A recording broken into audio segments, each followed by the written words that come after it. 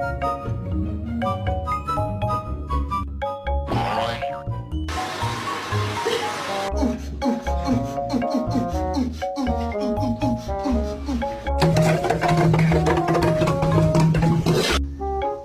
Cass, don't.